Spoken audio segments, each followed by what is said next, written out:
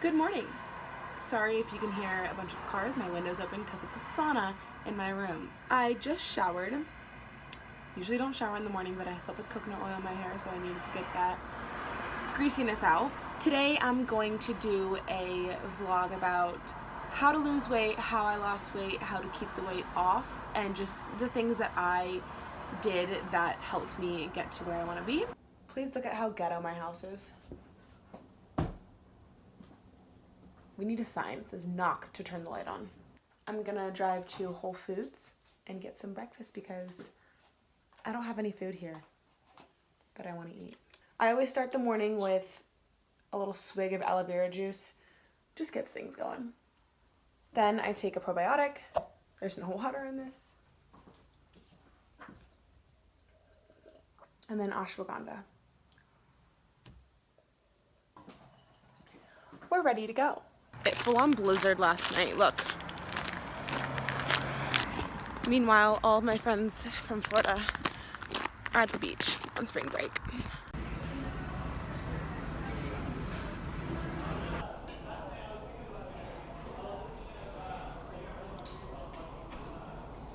Okay, so my first tip is to be in a calorie deficit.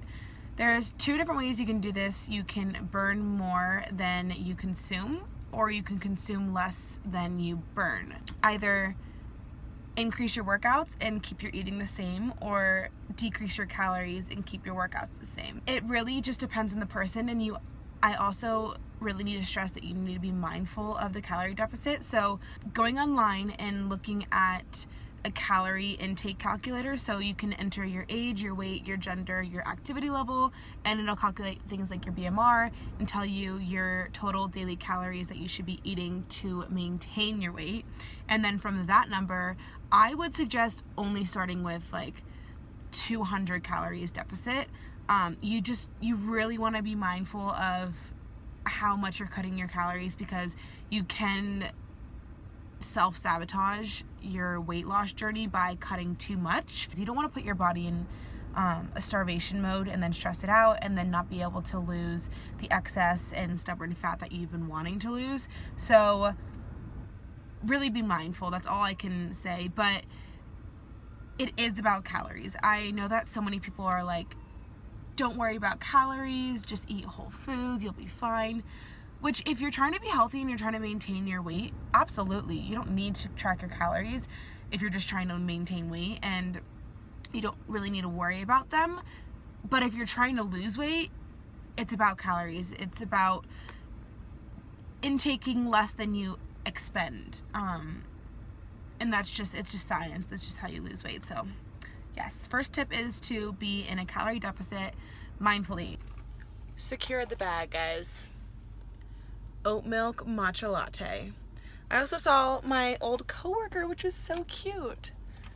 I'm going to see her for acupuncture next week, so I'm super excited.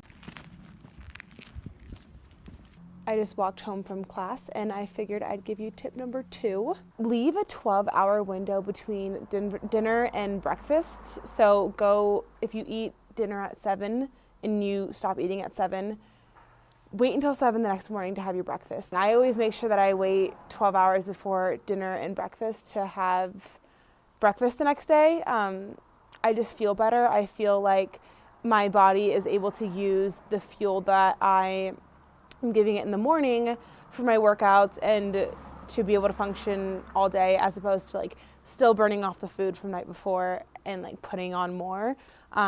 Don't make your body work harder than it needs to. So give it that break, give it that reset. It's really the only time that our bodies get to reset, and it's super beneficial for recovery and weight loss aspects. My third tip is to reduce your stress levels. So stress is a huge factor of weight loss, and if you are really stressed out, you have high cortisol, you're not going to lose weight. And not only that, is you're going to hold on to stubborn weight. So really making sure that you're not stressing yourself out or you're not in a stressful environment.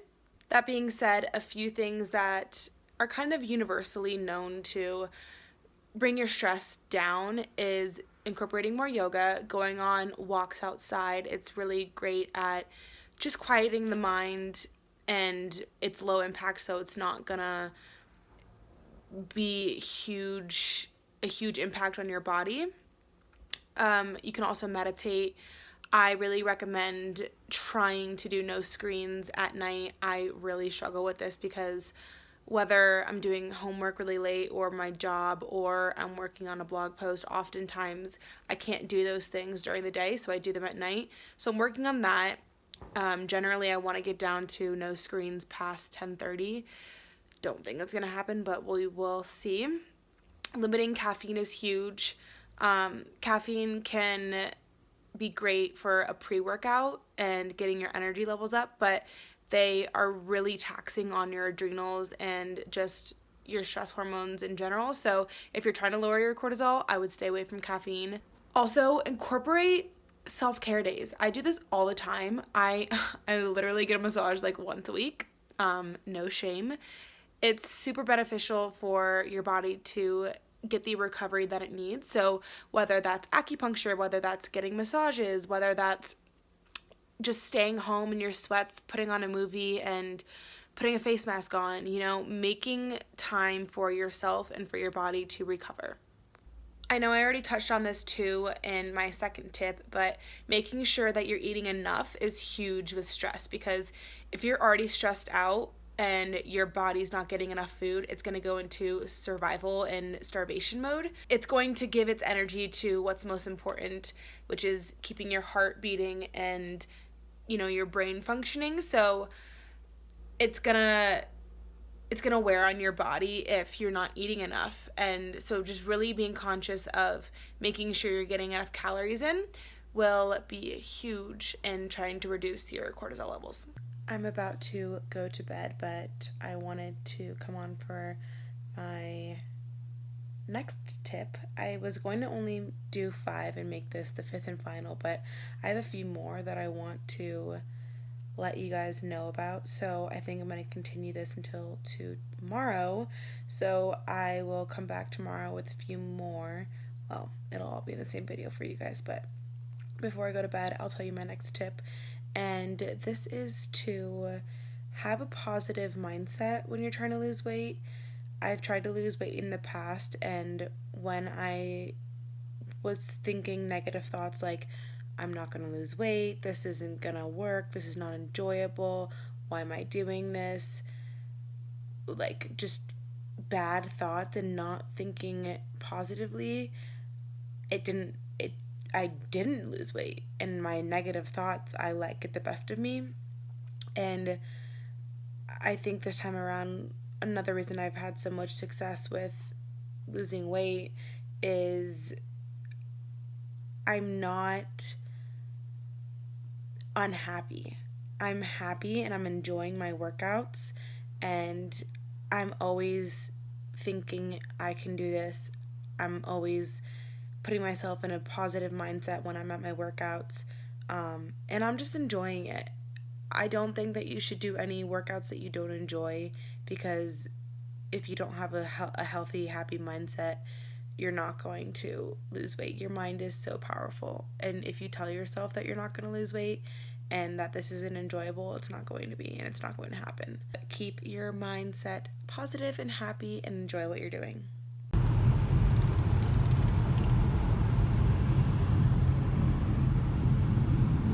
It is the next morning. My hair looks real greasy, but we're rolling with it. I just got done with the Orange Theory Transformation Challenge weigh-in. Picked up a venti iced water and a reusable cup because I'm environmentally friendly. This brings me to my next tip, and that is to have discipline. So not every single day you're going to wake up motivated to want to go and work your ass off. That's just not realistic. There's going to be some days where, the only time you can fit in a workout is 7 a.m. or 7 p.m. And instead of being like, oh my gosh, I'm so exhausted all day, like, don't want to go to the gym, or instead of being like, I don't want to wake up at 6:30 and go to a workout, sometimes you just have to, especially if you have goals that you need to reach. That really makes all the difference. I remember that when I would go to the gym but not really see results, I realized that it was because I wasn't being disciplined, and I made excuses instead of being like, no, I've set goals for myself. I have to go and do this, and we're going to do it. I'm not forcing myself, because every single time after I do it, I know that I'm going to feel better. And every time I'm disciplined and make myself go do something, go do a workout, I always feel better afterwards. So be disciplined when there's a lack of motivation.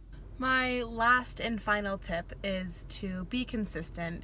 You can't expect to get results overnight. I think that's the biggest downfall of our generation, is we want quick fixes. That's not going to work. Neither is skinny belly tea. You really have to create a workout plan that works for you and then stick to it. So whether that's going to the gym 4 to 6 times a week, or whether that's going to the gym 3 times a week but sticking to it. And if you do that, it's going to take you at least 6 to 8 weeks to notice any real result. Habits are formed in 21 days, so at least 21 days to like get into the routine of it and make it a habit. But once it's a habit, it's easier to stay consistent. So again, being disciplined, and instead of hitting snooze when your alarm clock wakes you up in the morning, don't even think about it. Just get up and go. Make it a habit. Lay your clothes out the night before, if that helps you in the morning. Get up and work out. So just being consistent, and also being consistent doesn't mean like doing the same workout. I really believe in switching it up, but being consistent in the amount of times that you work out, and how often you're doing that over the course of like 6 to 8 weeks. So, but that is all I have for you guys. Thank you so much for watching this vlog-ish tips that I had for you about weight loss and how to keep it off. If you have any questions, feel free to Instagram message me. My handle is @AmandaDeMarco, so Amanda DeMarco without the first A. When I was in like 7th grade, I thought that the @ sign would be cool if it just stood as the first A in my name. So that's the little background behind Amanda DeMarco. My name's really Amanda. Some people call me Amanda when they like don't know me in real life. Anyway, yeah. Make sure you follow me on Instagram. Go check out my blog. It's justmans.com. It's very college geared, all about womanhood, creativity. You can read my poetry, you can read my writing, my thought pieces, and a little bit of travel, fashion, food, all the goods are there. So go check it out. Again, thanks so much for watching. Bye.